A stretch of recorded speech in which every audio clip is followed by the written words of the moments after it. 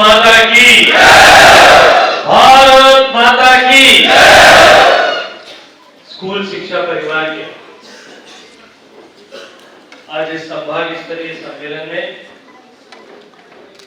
मंच पर उपस्थित कार्यक्रम के अध्यक्ष और स्कूल शिक्षा परिवार के अभिभावक प्रदेश अध्यक्ष आदरणीय श्री अनिल शर्मा जी। अनिल जी कह रहे मैं रिश्ता लेके आया हूँ। रिश्ता लेके तो ये आज से 3 महीने पहले दिल्ली में आया। मेरा इनसे परिचय नहीं था। किसी ने मुझे फोन किया कि अनिल शर्मा जी हैं, स्कूल शिक्षा परिवार प्राइवेट स्कूल्स का ऑर्गेनाइजेशन चलाते हैं, आपको मिलना चाहते हैं। मुझे मिलने के लिए आए और इन्होंने कहा कि मैं प्राइवेट स्कूल्स का एसोसिएशन चलाता हूँ, इतनी सारी मेरे जो है एफिलिएशन है, देश के प्रदेश के सारे प्राइवेट स्कूल्स मेरे साथ में जुड़े हुए। मुझे लगा यार आदमी ऐसे बदल रहा। इन्होंने कहा क्या आपकी कॉन्स्टिट्यूएंसी में कोई ऐसा प्राइवेट स्कूल जो मेंबर है, जो प्राइवेट स्कूल चलाता है, उसको टेलीफोन लगाओ। तो इन्होंने खुद का टेलीफोन लेकर लगाने लगे। मैंने कहा रुको मैं मेरे फोन से लगाता हूं। मैंने कि थोड़ा देर हो गया तो मैंने फोन लगाया विक्रम सिंह को। संजोग की बात है मैंने सीधे प्राइवेट स्कूल, मुझे नहीं पता था कि यही जिलाध्यक्ष है। मैंने प्राइवेट स्कूल के नाम से इनको विक्रम सिंह को टेलीफोन लगा दिया। मैंने कहा विक्रम सिंह के एक अनिल जी आए हुए, वो कह रहे हैं कि मैं प्राइवेट स्कूलों के एसोसिएशन चलाता हूँ और ऐसा ऐसा मेरा संगठन है। तो उन्होंने कहा साहब बिल्कुल सही आदमी है और आप बिल्कुल सही आदमी को आपने टेलीफोन किया, मैं उसका जिलाध्यक्ष तो सगाई तो रिश्ता तो मैंने उसी दिन मंजूर कर लिया था। दोबारा आप क्या कंफर्म करा रहे हो? आपको याद रिंग सेरेमनी करा रहे हो? मंच पर उपस्थित महासचिव आदरणीय श्री श्रवण बोहरा जी, उपाध्यक्ष श्री जोगेंद्र गौड़ जी, श्री धीरज दीक्षित जी, जोधपुर शहर जिला के अध्यक्ष आदरणीय महेंद्र बिश्नोई जी, देहात के अध्यक्ष आदरणीय विक्रम सिंह जी हिंदा, भारतीय जनता पार्टी जोधपुर देहात के अध्यक्ष आदरणीय श्री जगराम बिश्नोई जी, आदरणीय महेंद्र जी भाई साहब जो विद्या मंत्री के प्रतिनिधि के रूप में यहाँ प्रांत सचिव की जिम्मेदारी के साथ हम सब के बीच में बैठे हैं। मंच पर उपस्थित स्कूल शिक्षा परिवार के सारे सम्मानीय सदस्यगण, पदाधिकारीगण और राजस्थान को शिक्षा के क्षेत्र में अग्रणी बनाने की जिम्मेदारी लेकर के निस्वार्थ भाव से काम कर रहे मेरे सारे स्कूल शिक्षा परिवार के सदस्य। साथियों मैं अपनी बात शुरू करूं उससे पहले आप सबको बधाई देना चाहता हूं और आप सबका हृदय पूर्वक आभार ज्ञापित करना चाहता हूं। जब पिछली बार हम सब मिले थे और कार्यक्रम में जब हमने चर्चा की थी, आप लोगों ने मुझे भरोसा और विश्वास दिलाया था कि आने वाले विधानसभा चुनाव में हम स्कूल शिक्षा परिवार के सभी सदस्यगण मिल राजस्थान में इस व्यवस्था और सत्ता के परिवर्तन के लिए आपका सहयोग करेंगे।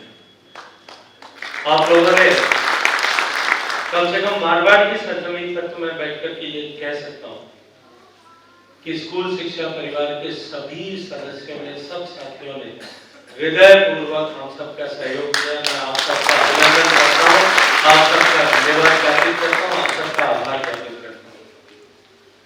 मित्रों व्यवस्था बदली है और निश्चित रूप से इस बदलती हुई व्यवस्था का एहसास आने वाले समय में मैं भरोसे के साथ में कह सकता हूं कि राजस्थान की जनता को भी होगा और स्कूल शिक्षा परिवार के सदस्यों को भी। मैंने जब मैं पिछली बार आप लोगों के कार्यक्रम में आया था तब ये कहा था, केवल राजस्थान के परिप्रेक्ष्य में नहीं पूरे देश के परिप्रेक्ष्य में ये बात कह सकता हूं कि आजादी के बाद से लेकर के देश ने अनेक ऐसी उपलब्धियां हासिल की, प्रगति के पथ पर निरंतर आगे बढ़ते हुए कि जीवन की हर विधा में हम अपने आप को भारतीय हैं ऐसा गर्व कहने में गर्व महसूस कर सकते हैं। और पिछले 10 वर्षों में जो जिस प्लेटफॉर्म पर देश खड़ा था उससे एकाएक छलांग लगा करके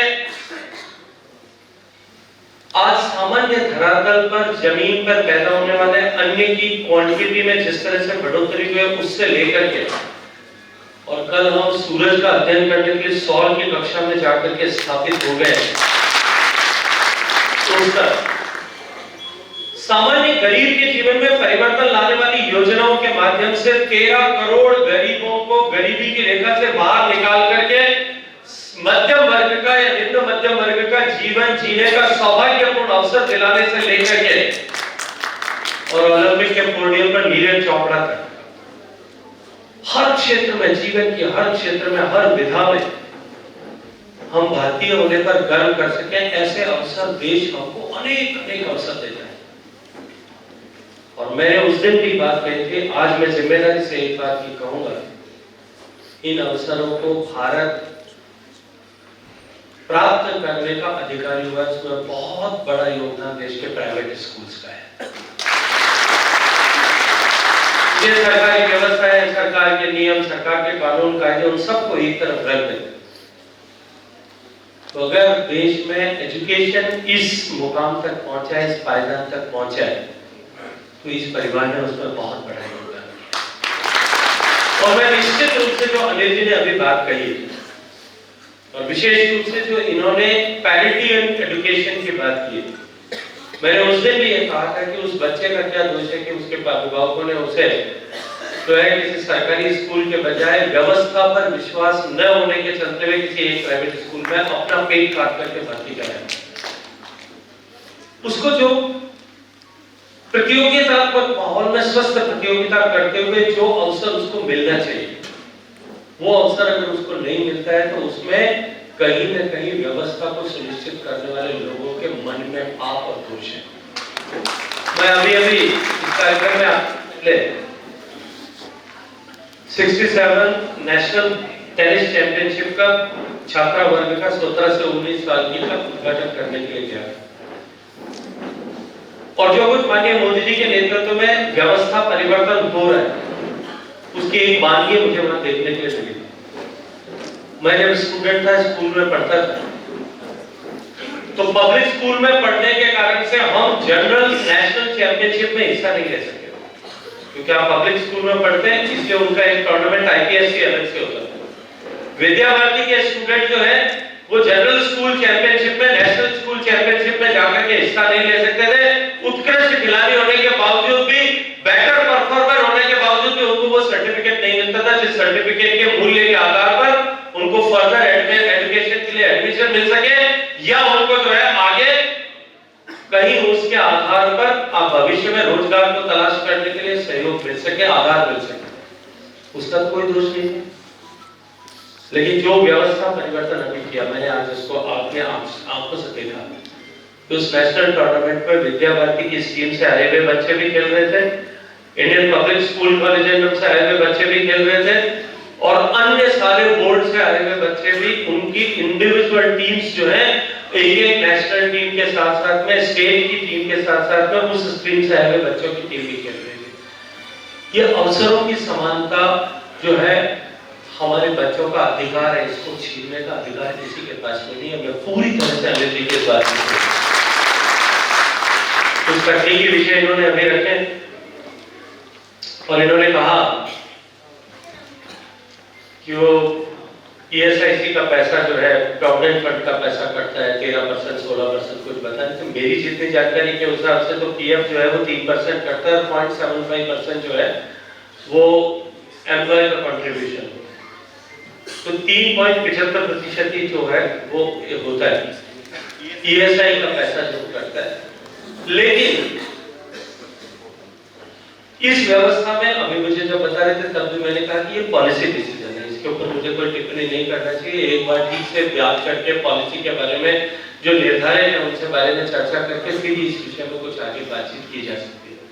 लेकिन मैं इतना भरोसा आपको आज यहाँ पे दिलाता हूं। अभी अनिल जी कह रहे थे कि मई में खाली नहीं जानी चाहिए। मुझे लगता है कि फरवरी के महीने में एक बार हम माननीय मदन दिलावर जी के साथ में बैठना सुनिश्चित करें। पहला काम यहाँ से शुरू है। मैं मदन जी से कहूंगा कि एक बार आप लोग बैठने की बात करो और खड़े हो गए, एक बार बैठ करके खुले मन से इस विषय पर जो है डिस्कशन होना ही चाहिए। और कम से कम विद्यार्थियों के स्तर पर तो कहीं भी किसी तरह का भेदभाव किसी भी मान्यता प्राप्त स्कूल या सरकारी स्कूल के पक्ष में नहीं होना चाहिए। मैं व्यक्तिगत रूप से पूर्ण रूप से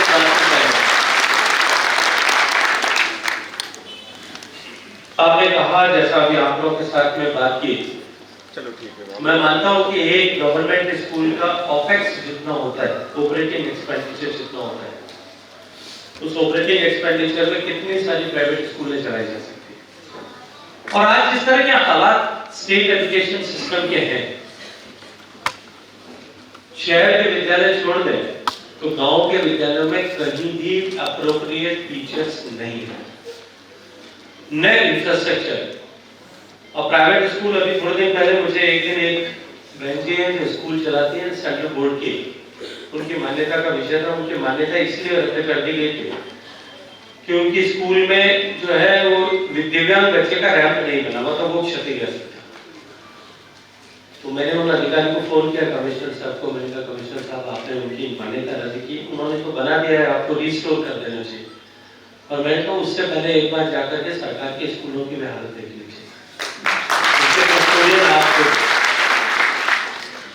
मैं अपने जिम्मेदारी से कहता हूं कि पिछले 2 टर्म में मेरे 10 साल का एमपी लैंड का पैसे का 80% पैसा स्कूल में कक्षा कक्ष बनाने पर खर्च किया। मैं जानता हूं, मैं गांव में जाता हूं, देखता हूं सरकारी स्कूल में बच्चे अभी भी एक ही क्लास में 4वीं और 5वीं का बच्चा जो है उत्तर और दक्षिण की तरफ चेहरा करके बैठने को मजबूर है। और उससे नीचे की क्लास के बच्चे तो शायद उनके लिए कमरा भी नसीब में नहीं है, वो तपती लू में या ठिठुरती ठंड में दोनों में पेड़ के नीचे बैठ करके पढ़ते हैं। और एक ही टीचर 4वीं, 5वीं और 6वीं क्लास को पढ़ा रहा है। तो निश्चित रूप से ये जो परिस्थिति है, ये स्थिति है, इसके समाधान के लिए हमको जिस तरह से प्राइवेट सेक्टर पर भरोसा हमने दूसरे सब क्षेत्रों में किया, जो भारत स्पेस सेक्टर का दरवाजा वो प्राइवेट सेक्टर के लिए खोल सकता है, तो हम एजुकेशन पे अपने इन साथियों के, इस परिवार के लोगों पे ट्रस्ट क्यों नहीं कर सकते? इसके ऊपर निश्चित रूप से चिंतन और विचार किया जाए। मैं एक बार आज, क्योंकि सारे लोग मंत्री लोग यहाँ नहीं आए हैं, सारे विधायक भी नहीं आए, मुझे लगता है कि उनको लगता होगा कि अब स्कूल शिक्षा परिवार से हमारा काम पूरा हो गया, अब क्या करना है। लेकिन ऐसा नहीं है। वो निश्चित ही अपने, क्योंकि अभी नया फर्नीचर है जो कई तरह से कटे बदौलत दिन का होगा, तो मुझे ज्यादा चिंता करने की जरूरत नहीं है, पास आ जाए, आपको और कट जाए। पर मैं आपको भरोसा दिलाता हूँ कि फरवरी के महीने में ही एक बार हम इस विषय को लेकर के एक स्वस्थ परिचर्चा करें। पहली शुरुआत इसको करने की सुनिश्चित मैं करूंगा, इसकी जिम्मेदारी और ये मैंने बहुत बड़ी जिम्मेदारी ली है। भारतीय जनता पार्टी के कैंडिडेट डिक्लेयर करने से पहले मुझे कैंडिडेट डिक्लेयर करना। भारतीय जनता पार्टी में ये परंपरा नहीं है। सिर्फ उसमें एक संशोधन करना चाहता हूँ कि अनिल जी, कमल का फूल यहाँ से जो भी चिन्ह लेकर के खड़ा होगा, उसको हम इसी बहुमत के साथ में, शिद्दत के साथ में जिता करके और माननीय मोदी जी की सरकार वापस करें और देश को हम जिस रास्ते पर आगे ले जाए, उस रास्ते पर हम सब, मैं मंजूर अभी करा दूंगा, मेरी बात तो सुने, उस रास्ते पर, जिस रास्ते पर देश अब बढ़ चला। क्योंकि अब पूरा दुनिया इस बात को, पूरी दुनिया, पूरा विश्व इस बात को स्वीकार कर रहा है कि भारत बदलाव के रास्ते पर। और जिस तरह से पूरी दुनिया इस समय में इस बात को एक संवेद स्वर से स्वीकार कर रही है कि भारत आर्थिक दृष्टिकोण से दुनिया की सबसे तेजी से बढ़ता हुआ देश है। पिछले 3 साल से लगातार हम दुनिया में fastest growing economy in larger economies बने। कोविड के बाद में जहां सारी दुनिया की सारी अर्थव्यवस्थाएं या तो बिखर रही है, या टूट रही है, या दबाव में है, या संघर्ष के रास्ते पर है, उस समय में भारत की अर्थव्यवस्था पूरी दुनिया में एक दैदीप्यमान स्वर है, नक्षत्र की तरह चमकती हुई दिखाई देती है। 2013 में आपको याद होगा, आप में से कितने लोग, मुझे पता नहीं, दुनिया में देश की अर्थव्यवस्था के विषय पर थोड़ा बहुत ध्यान रखते होंगे। एक बहुत टर्मिनोलॉजी इकोनॉमी के फील्ड में बहुत बड़ी टर्मिनोलॉजी पूरी दुनिया में बात की जाती थी, वो थी fragile five economy. Brazil, South Africa, Indonesia, इन 4 देशों के साथ में 5वें देश के रूप में भारत को ऐसी अर्थव्यवस्था के रूप में चिन्हित किया गया था जो दुनिया में सबसे ज्यादा फ्रेजाइल है, कभी भी बिखर सकती है, टूट सकती है। तो 10 साल तक आपने जिस तरह का आशीर्वाद दिया, उसका परिणाम यह है कि आज हम 10वें पायदान से 5वें पायदान पे पहुंच के 5वें से 3रे पे जर्मनी और जापान को पछाड़ कर जाने की तैयारी कर रहे हैं। 4 ट्रिलियन की अर्थव्यवस्था बन गए और साथ साथ में पूरी दुनिया की इकोनॉमी के एनालाइज करने वाले लोग, वो चाहे कम्युनिस्ट मानसिकता के होंगे या क्रॉनिक कैपिटलिज्म के सूत्र जो है कर्णधार होंगे, ऐसे सारे एनालिस्ट, सारे जो है मीडिया के लोग, वो सब ये बात को लिख रहे हैं कि Indian economy is the brightest spot in the global economy in this time. सबसे ज्यादा चमकती अर्थव्यवस्था, पूरी दुनिया को संबंध देने का काम भारत है। हम जिस रास्ते पर चल पड़े, निश्चित रूप से भारत विकसित होने वाला है। और मैं दीवार पर लिखा हुआ जैसा पढ़ रहा हूँ वैसा पढ़ सकता हूँ कि भारत विकसित होकर के रहेगा। मैं जिस रास्ते पर हम चल पड़े, लेकिन जब कोई भी देश, कोई भी समाज, कोई भी संस्थान जब इस रास्ते से गुजरता है और जब इस तरह का बदलाव वहां होता है, तो परिवर्तन जो है वो शाश्वत है, निरंतर, एक क्षण से दूसरा क्षण परिवर्तित होता है, हर क्षण जीवन में परिवर्तन होता है। और दुनिया में अगर कोई चीज सत्य है तो वो परिवर्तन सत्य है। लेकिन परिवर्तन और ट्रांसफॉर्मेशन दो में फर्क है। एक आमूलचूल परिवर्तन की दिशा में हम आगे बढ़ रहे हैं। देखिए, जब देश आजाद हुआ तब से लेकर के देश में अभावों के साथ में जीने की परंपरा पड़ गई। हमारी सरकारों का सोच भी ऐसा ही था कि कम से कम सरकार के खर्चे में अधिकतम पॉलिटिकल बेनिफिट्स कैसे जो है हार्वेस्ट किए जा सके। सरकार पे बने रहने की, सत्ता में बने रहने की होड़ में इस तरह से देश के भविष्य के साथ अनेक समझौते किए। लेकिन आज हम उस युग में प्रवेश कर चुके हैं कि हमारा देश बदलेगा, ये अवश्य बात है। और जब कोई भी देश बदलता है, कोई भी समाज बदलता है, तब उस बदलाव की में रिस्पॉन्सिबिलिटी के साथ में भूमिका निभाना सबकी जिम्मेदारी होती है, पूरे समाज की जिम्मेदारी। आप में से बहुत सारे लोगों ने इतिहास पढ़ा होगा। आधुनिक भारत का इतिहास अगर हम पढ़ें तो आजादी का आंदोलन जो है, अंग्रेज 1947 में जब भारत में आए थे और उन्होंने पहली बार अपने आप को 1857 में जब पहली बार एस्टैब्लिश हुए, तब से लेकर के भारत के कहीं न कहीं आदिवासी क्षेत्र में, कहीं गौड़ प्रदेश में, कहीं पंजाब में, बंगाल में अंग्रेजों के खिलाफ कुछ न कुछ अलग अलग तरह के मूवमेंट्स पूरे देश में चल रहे थे। हर एक ग्रुप जो है अपनी अपनी मानसिकता, आइडियोलॉजी के हिसाब से देश को स्वतंत्र कराने के लिए, अंग्रेज सत्ता को कमजोर करने के लिए लड़ रहा था। कहीं अतिवाद के रास्ते से भगत सिंह, चंद्रशेखर आजाद, ये लोग लड़ रहे थे। अपनी आवाज को उन तक पहुंचाने के लिए अलग अलग तरह के, अलग अलग तरीकों का लोग उपयोग कर रहे थे। कहीं असहयोग आंदोलन चल रहा था। लेकिन जब 1942 में आते आते महात्मा गांधी जी की ये कॉल कि अंग्रेजों को भारत छोड़ना होगा, इस पर जब पूरा देश की उस समय आबादी लगभग 30-32 करोड़ थी, पूरा देश एक साथ उठ खड़ा हुआ। सारे देश ने इस जिम्मेदारी को ले लिया कि हमको अपने देश को आजाद कराना है। हर सामान्य मानवी उसके साथ में जुट गया। तो 5 साल में हिंदुस्तान आ गया। इतनी बड़ी सत्ता जिसका सूर्यास्त नहीं होता था, वो पराजित हो गई। और भारत की आजादी का प्रभाव पूरे विश्व पर क्या पड़ता है? भारत कुछ भी हासिल करता है वो केवल खुद के लिए नहीं होता, क्योंकि हमको हमारे पूर्वजों ने, ऋषियों मनीषियों ने वसुधैव कुटुंबकम की अवधारणा के हमारे डीएनए में भरी है। भारत आजाद हुआ, उसका परिणाम ये हुआ कि दुनिया से जो सैकड़ों सालों से दुनिया में गुलामी की व्यवस्था थी, वो 30 साल में समाप्त होगी। पूरा विश्व जो है वो गुलामी के इस संकट से उबर करके पूरा विश्व आजादी की सांसें लेगा। दुनिया के 2/3 देश उस समय तक गुलाम थे जब भारत आजाद हुआ। आज दुनिया से आजादी, भारत की आजादी के बाद में दुनिया से गुलामी का दंश समाप्त हुआ। इसलिए भारत का विकसित होना वैसे भी अत्यंत महत्वपूर्ण, पूरे विश्व के लिए महत्वपूर्ण है। लेकिन इस महत्वपूर्ण समय में इस जो है देश के बदलाव को अगर साकार करना है तो उसके लिए देश के हर एक व्यक्ति को अपनी भूमिका का निर्वहन करना पड़ेगा। हम सब लोग देश के भविष्य का निर्माण करने वाले लोग यहाँ बैठे, हम पढ़ाई कर, हम शिक्षा देने वाले लोग हैं। देखिए निश्चित ही जब अपने एजुकेशन इंस्टीट्यूट में कोई बच्चा आता है, हम बेहतर प्रयास करते हैं कि हमारे स्कूल का नाम रोशन होना चाहिए। हमारे यहाँ बच्चों जिन परिवारजनों ने अपने कलेजे के टुकड़े को, अपने भविष्य को हमारे पर विश्वास रख करके हमारे को सौंपा है, हम उसके ऊपर बेहतरीन काम करें। किसी के मन में ऐसी मानसिकता हो सकती है कि ठीक है यार मुझे पढ़ाना है, 4 घंटे का काम है, अनिल जी मुझे नहीं तो भी 3000 रुपए से ज्यादा देने वाले नहीं है, चाहे मैं 100 बच्चे मेरे 60 नंबर लाएंगे तो भी 3000 देंगे, 70 नंबर लाएंगे तो भी 3000 देंगे, और 2-4 फेल हो जाएंगे तो भी 3000 रुपए मिलने वाले, मेरे उससे कोई फर्क नहीं पड़ता।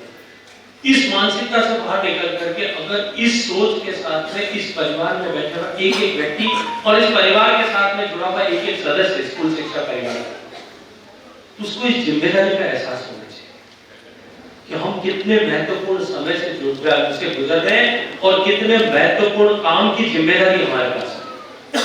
देखिए देश बदलेगा, देश विकसित हो जाएगा तो विकसित हुए हुए भारत को चलाने के लिए और विकसित भारत को बनाने के लिए जिस ह्यूमन पावर की जरूरत पड़ेगी, देश का केवल आर्थिक जगत से बदल सकता है, देश का केवल सड़कें बनाने से या एयरपोर्ट बनाने से या रेलवे इंफ्रास्ट्रक्चर करने से बदल सकता है। देश को विकसित अगर बनाना है तो देश के ह्यूमन रिसोर्स पावर को, उसको जो है देश के मानव संसाधन को उस तरह से विकसित करना पड़ेगा कि हम विकसित देश बन सके और विकसित देश की तरह से काम कर सके। इस तरह की सोच वाले नागरिक हमको बनाना। और माननीय प्रधानमंत्री जी का ये आह्वान जो लाल किले के प्राचीर से उन्होंने किया कि हम विरासत का सम्मान रखते हुए गुलामी की मानसिकता से बाहर निकल करके आने वाले 25 साल में, इस अमृत काल में देश को विकसित भारत बनाएंगे। अब आज जो बच्चा आपके पास में पढ़ रहा है वो इस विकसित भारत का नागरिक है। इसलिए विकसित भारत का नागरिक कैसा होगा, उसकी क्या जिम्मेदारी होगी, उसका क्या उत्तरदायित्व होगा, उसको किस तरह से काम करना है, विकसित भारत के परिप्रेक्ष्य में उसको किस तरह से आगे बढ़ना है, इस सोच को उसमें आज से कल्टीवेट करने की जिम्मेदारी हो सकती है।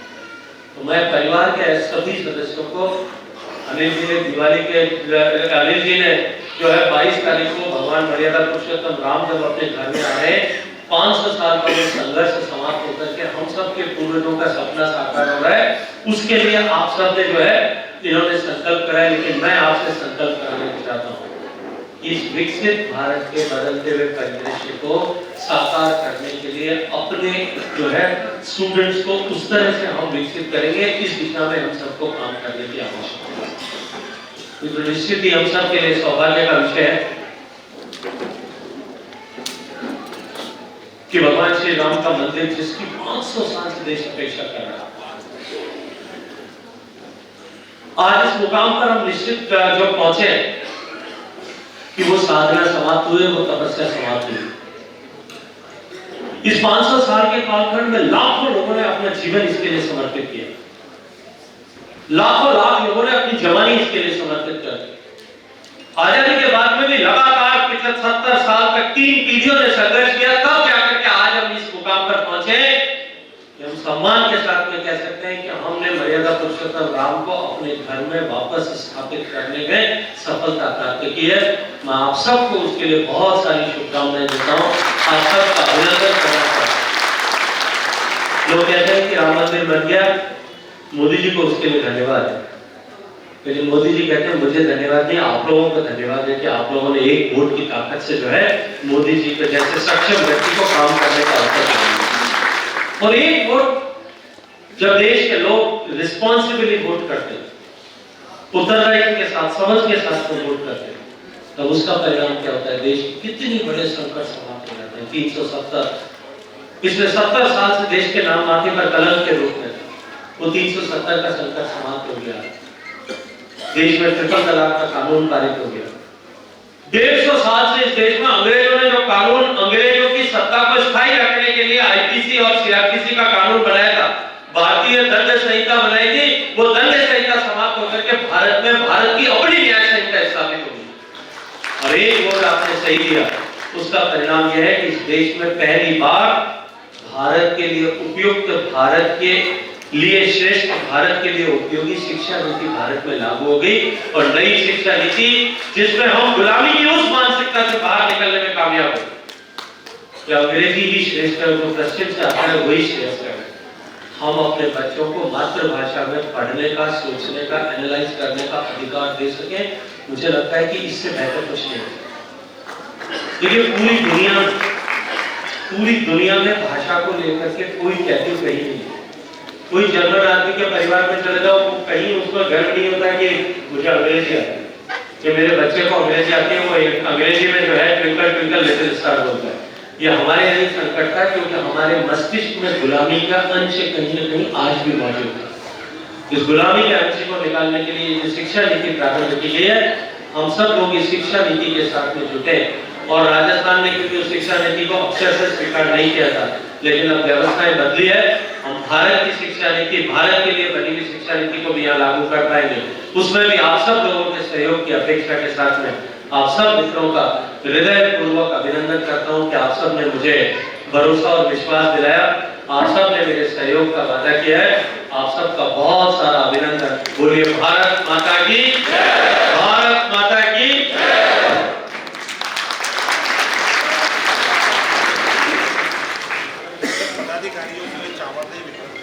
बहुत बहुत आभार माननीय केंद्रीय जल शक्ति मंत्री भारत सरकार श्रीमान गजेंद्र सिंह जी शेखावत साहब, आपकी गरिमा में उपस्थिति के अंदर लोकल पदाधिकारी जो है नेशनल जो विक्रम जी आगे आओ, जिलाध्यक्ष जी आगे आओ, चारों आ जाओ। ये दीपक का प्रतीकात्मक दीपक की जरूरत, ये आपको देने का आपकी जिम्मेदारी है। 22 तारीख को हर घर में, जोधपुर जिले में पूरे में हर घर में जले, बच्चे 5-5 घरों में करवाएं ये सब।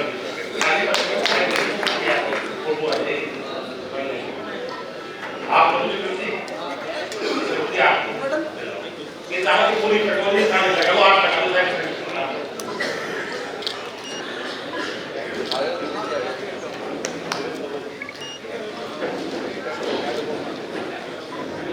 बहुत बहुत आभार।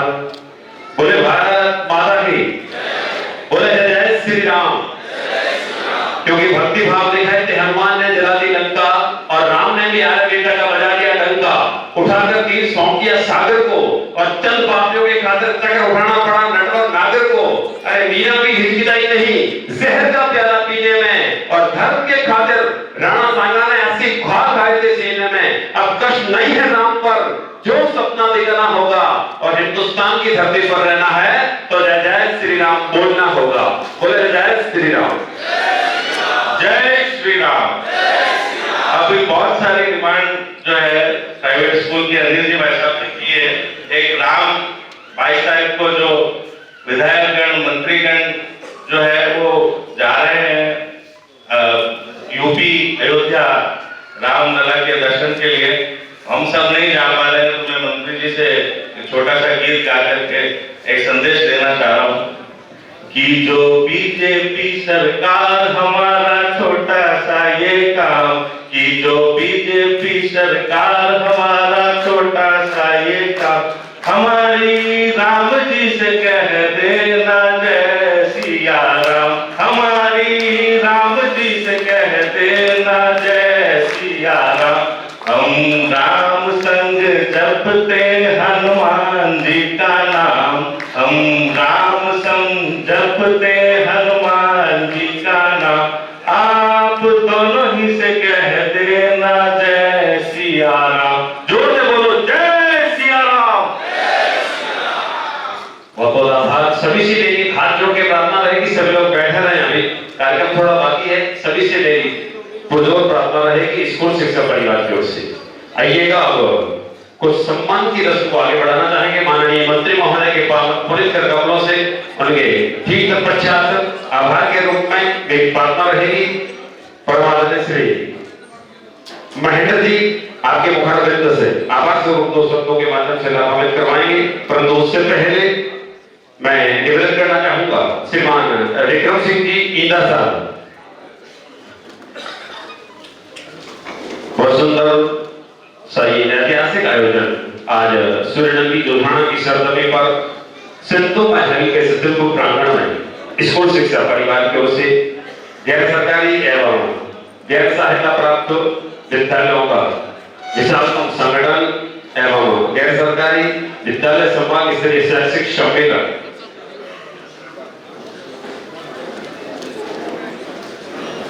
रीति का बोलो रीति रूप से कुछ अभिनंदन की रस्म को हम लोग आगे बढ़ाने की तैयारी में हैं। मेरी सभी से एक बात को है, हाथ जोड़ के प्रार्थना है कि सब लोग बैठ कर आए। आपने बिल्कुल इस कार्यक्रम की शोभा बढ़ाई है, तो कुछ समय के लिए और आप अपना समय का दान दें। ऐसी मेरी प्रार्थना इस मंच के माध्यम से रहेगी। श्री विक्रम सिंह जी इंदा, जिला अध्यक्ष जोधपुर ग्रामीण। हेलो हेलो, अरे खाना वाना नहीं चालू हुआ इधर, ये गलत तरीका है। कुर्सी छोड़ के कोई नहीं जाएगा, वहां जो जाएगा वो खाना नहीं मिलेगा। आप प्लीज बैठो, 10 मिनट मंत्री महोदय खड़े हैं। अच्छा प्लीज आ जाओ, बाहर जाके बोलो कि चलो अंदर तुम्हारा आरती का पैसा मिल रहा है, जल्दी से वो जल्दी से हाँ यार 2 मिनट में बताओ। बहुत बहुत आभार। अली जी का विक्रम सिंह जी सभी लोग मिला दें। सभी से मेरी प्रार्थना रहेगी, माननीय मंत्री महोदय श्री गजेंद्र सिंह जी शेखावत साहब